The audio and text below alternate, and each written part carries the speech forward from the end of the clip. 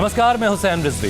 नमस्कार, बहुत स्वागत है आपका। आपके साथ मैं हूं ज्योत्सना पाटिल। सुबह के 9 बजे और हम आपके लिए लेकर आए हैं सुबह 9 बजे की 9 बड़ी खबर। आज हम आपको दिखाएंगे 4 शर्तों पर सरकार के साथ किसानों की बातचीत का प्रस्ताव, उज्जैन में पत्थरबाजों पर शिवराज सिंह चौहान सरकार का एक्शन, और आधी रात को सलमान खान ने कहां काटा बर्थडे केक।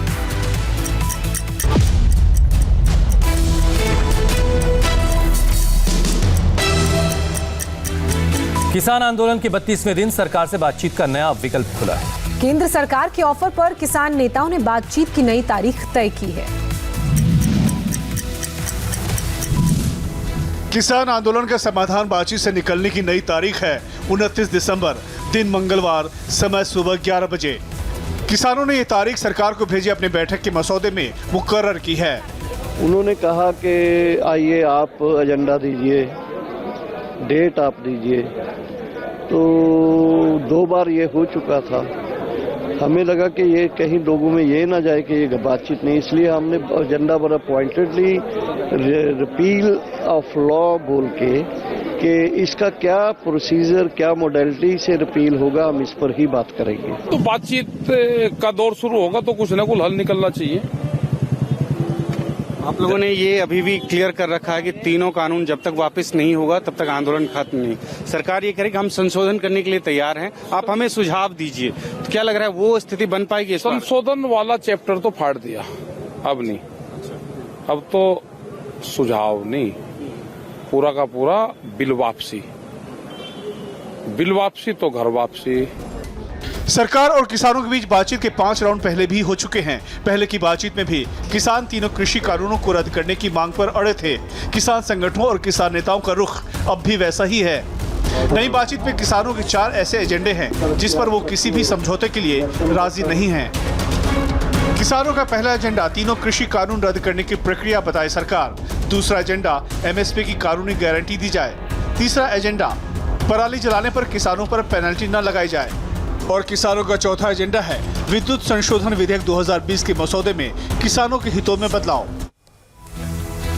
29 दिसंबर की प्रस्तावित बातचीत के बावजूद दिल्ली में डटे किसानों का आंदोलन पहले की तरह लगातार जारी है। बातचीत का नतीजा क्या होगा, उसके पहले ही किसानों ने 30 दिसंबर को ट्रैक्टर मार्च का ऐलान कर दिया है। सरकार का बातचीत वाला ऑफर मंजूर कर किसानों ने एक तरफ समाधान का रास्ता खोला है तो दूसरी तरफ आंदोलन को भी धार दी जा रही है। 30 दिसंबर को किसान नेताओं ने ट्रैक्टर मार्च निकालने का आह्वान किया है। ये ट्रैक्टर मार्च सिंघू से टिकरी बॉर्डर तक निकलेगा। 1 जनवरी को दिल्ली हरियाणा के लोगों को दिल्ली बॉर्डर पर लंगर चखने का न्योता दिया जाएगा। अगर 29 तारीख को प्रधानमंत्री जी हमारी मांगे पर स्वीकार कर लेते हैं तो हम आंदोलन समाप्त करेंगे, हम वहाँ तक क्या लेने जाएंगे। अगर नहीं तो हम प्रधानमंत्री जी और पूरी सरकार को ये एक मैसेज देंगे 30 तारीख को कि यहाँ का जो ट्रैक्टर है वो यहीं रहेगा और नए ट्रैक्टर आएंगे।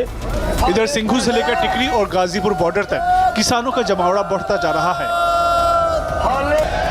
किसान आंदोलन में हिस्सा ले रहे भारतीय किसान यूनियन के नेता राकेश टिकैत को जान से मारने की धमकी मिली है। राकेश टिकैत ने इस मामले की पुलिस में शिकायत दर्ज कराई है। पश्चिमी यूपी के बड़े किसान नेता रहे महेंद्र सिंह टिकैत की पार्टी भारतीय किसान यूनियन के राष्ट्रीय प्रवक्ता हैं राकेश टिकैत। किसान आंदोलन में सरकार से बातचीत के प्रतिनिधियों में भी शामिल हैं। टिकैत के मुताबिक एक शख्स ने उनके मोबाइल पर फोन कर जान से मारने की धमकी दी। उसकी रिपोर्ट करवा दी। वो कोई बिहार से कोई फोन था, वो पहले उसने हथियार देने की बात करी कि यहाँ पे कितने हथियार भेज दो। वो जब उसको टाइट करा तो फिर उसने उस तरह की बात करी, मारने की उसकी उस तरह की बात करी। 25 दिसंबर को उज्जैन में पथराव की घटना के बाद मध्य प्रदेश नगर निगम ने एक्शन लेना शुरू कर दिया है। हिंदू संगठनों की रैली पर पथराव के बाद निगम ने बेगम बाग इलाके में अतिक्रमण हटाओ अभियान के तहत दर्जनों घर तोड़े। ये 3 तस्वीरें उज्जैन की बेगम बाग इलाके में तनाव की पूरी क्रोनोलॉजी बता रही है। 25 दिसंबर को इस इलाके से हिंदू संगठनों ने राम मंदिर निर्माण के लिए चंदा रैली निकाली थी, जिस पर पथराव की घटना सामने आई। उसके अगले दिन मध्य प्रदेश प्रशासन पथराव के आरोपियों को चिन्हित करने के साथ अतिक्रमण हटाओ अभियान के तहत अवैध कब्जे वाले घरों को गिराना शुरू कर दिया। प्रशासन की इस एक्शन को स्थानीय लोगों ने पथराव की घटना से जोड़ते हुए इस पर विरोध जताया, लेकिन प्रशासन का दावा है कि ये मकान अवैध तरीके से बने हुए थे, इसलिए तोड़ा जा रहा है। उत्तर प्रदेश में ऑपरेशन क्लीन जारी है। योगी सरकार चुन चुनकर माफियाओं पर नकेल कसने में जुटी है। और इसी कड़ी में नया नाम जुड़ गया है प्रयागराज के हिस्ट्री शीटर गणेश यादव का।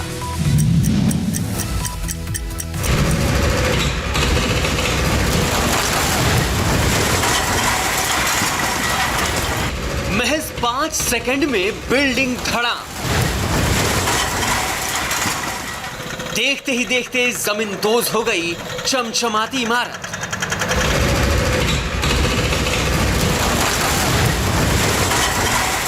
ये 3 मंजिला मकान है। प्रयागराज के झूसी में हिस्ट्री शीटर और एसपी नेता रहे गणेश यादव का। इस 3 मंजिले आलीशान मकान को एक झटके में गिरा दिया गया। हिस्ट्री शीटर गणेश यादव ने अपने रसूख के दम पर 1500 वर्ग गज में 3 मंजिला आलीशान मकान बनाया था, लेकिन इस मकान को पुलिस प्रशासन ने 5 बुलडोजर लगाकर जमींदोज कर दिया।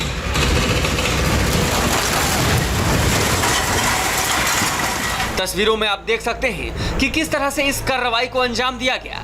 आपको बता दें कि अकेले प्रयागराज में ही अब तक 38 माफियाओं और हिस्ट्री शीटर के मकानों पर सरकारी बुलडोजर चलाया गया है और अवैध निर्माण को तोड़ दिया गया है। पश्चिम बंगाल में टीएमसी बीजेपी कार्यकर्ताओं की झड़प के बीच बड़े नेताओं की जुबानी जंग भी तेज हो रही है। बंगाल की एक रैली में बीजेपी के प्रदेश अध्यक्ष दिलीप घोष के विवादित बयान पर बवाल मचा है। उत्तरी 24 परगना के बामनघाटा इलाके में ये बीजेपी का चाय पर चर्चा कार्यक्रम था, जिसका मकसद था पार्टी कार्यकर्ताओं के साथ जिले में प्रचार अभियान तेज करना। लेकिन जय श्री राम के जय घोष के साथ दिलीप घोष के मंच पर आते ही माहौल बदल गया। सार्वजनिक मंच से दिलीप घोष ने दे डाला एक विवादित बयान। যেদিন সত্যি সত্যি মারতে আরম্ভ করব ব্যান্ডেজ বাঁধার জায়গা পাবে না কেউ, বলে দিচ্ছি। হসপিটালের বেড খালি থাকবে না, হ্যাঁ কোনো হসপিটাল খালি থাকবে না, বাইরে বেড লাগাতে হবে করোনা ভাইরাসের মতো।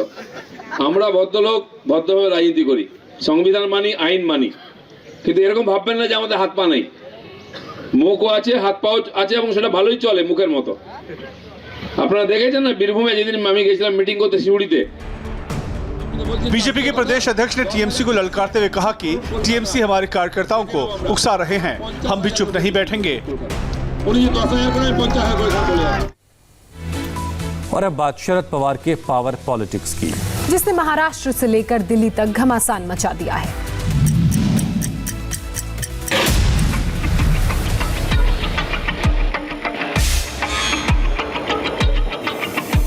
शिवसेना ने यूपीए अध्यक्ष पद के लिए शरद पवार के नाम की पैरवी क्या की? महाराष्ट्र की राजनीति में उबाल आ गया। सामना के लेख में राहुल गांधी को तवज्जो नहीं दी तो कांग्रेस ने शिवसेना की तरफ भौहें टेढ़ी कर ली और मोर्चा संभाला महाराष्ट्र सरकार के पीडब्ल्यू मिनिस्टर और कांग्रेस के वरिष्ठ नेता अशोक चौहान ने। शिवसेना के साथ हमारा जो गठबंधन हुआ है वो महाराष्ट्र की हद तक सीमित है और वो भी एक कॉमन मिनिमम प्रोग्राम के तहत ये फैसला हुआ है। शिवसेना अभी भी कानूनी तौर पर यूपीए की अभी घटक पार्टी नहीं हुई है। अब बात बॉलीवुड के दबंग सलमान खान की करते हैं, जो आज अपना 56वां जन्मदिन मना रहे हैं। 55 साल के वो हो गए हैं। सलमान खान का बर्थडे हर साल उनके फैंस के लिए जश्न का मौका होता है। उनके घर पर हजारों की भीड़ जुटती है। लेकिन इस बार कोरोना की वजह से सलमान बर्थडे सेलिब्रेट करने कहां पहुंचे, रिपोर्ट देखिए।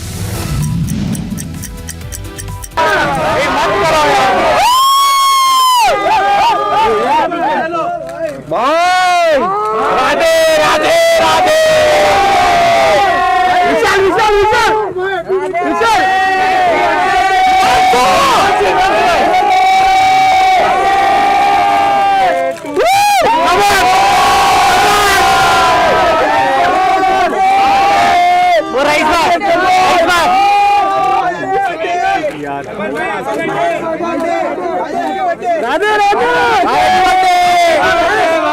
बॉलीवुड के दबंग भाईजान आज 55 साल के हो गए। सलमान खान के फैंस उनके बर्थडे पर हमेशा की तरह से बहुत एक्साइटेड हैं। राधे राधे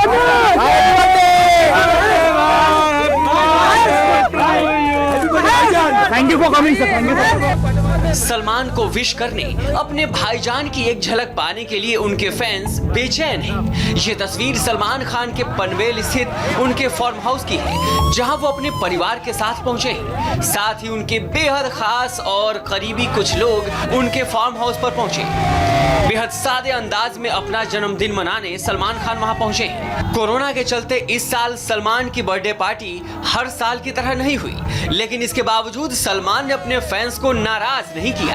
कार से उतरे, कुछ कदम आगे आए और सबके सामने केक काटकर अपने फैंस का दिल रख लिया और इसके साथ ही सबका दिल जीत लिया। Everyone is healthy and everyone is happy and safe और मास्क पहनो और हाथ धो और सोशल डिस्टेंसिंग रखो ताकि आप सब सेफ हो। जैसे कि मैं बिग बॉस में कहता हूँ कि प्यार corona don't give them. Maharashtra politics के बाद अब बात कोरोना के नए स्ट्रेन की। ब्रिटेन से भारत आने वाले कुछ यात्री कोरोना पॉजिटिव पाए गए हैं और अब ये पता लगाने की कोशिश की जा रही है कि कहीं ये यात्रा भी नए स्ट्रेन से संक्रमित ये यात्री तो नहीं है।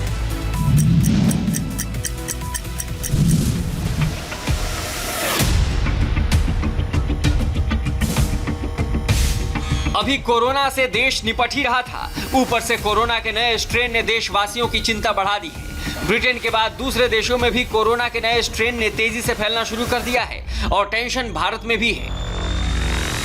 महाराष्ट्र में ब्रिटेन से आए 16 यात्री कोरोना पॉजिटिव पाए गए। केरल में ब्रिटेन से लौटे 8 यात्री कोरोना पॉजिटिव मिले।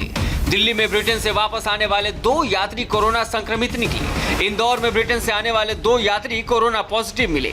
वहीं राजस्थान के जालौर में ब्रिटेन से आया एक शख्स कोरोना का शिकार निकला। कोरोना पॉजिटिव पाए जाने के बाद इन सभी यात्रियों के सैंपल जांच के लिए national institute of virology Pune में भेजा गया है।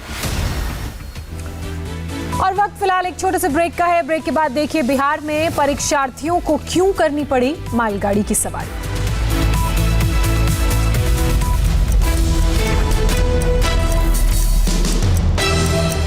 इस कार्यक्रम के